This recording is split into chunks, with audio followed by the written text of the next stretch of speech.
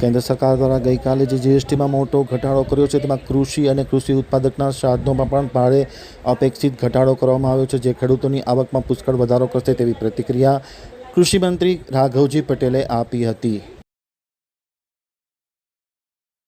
ધરખમ ફેરફાર કર્યો છે, લોકો માટે પણ ફાયદાકારક છે, કારણ કે સ્લેબ ઘટવાથી વસ્તુઓ સસ્તી થશે. ખાસ ડેરી પ્રોડક્ટ, ટ્રેક્ટર અને કૃષિ પેદાશો માટે પણ ફાયદો છે.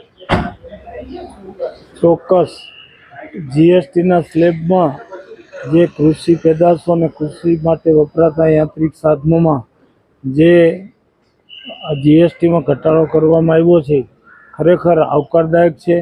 માનનીય પ્રધાનમંત્રી શ્રીના જે ખેડૂતોની આવક વધારવાના સંકલ્પના ભાગરૂપે ખેડૂતોને ખૂબ જ ઉપયોગી થાય એવી આ સરકારનો નિર્ણય છે.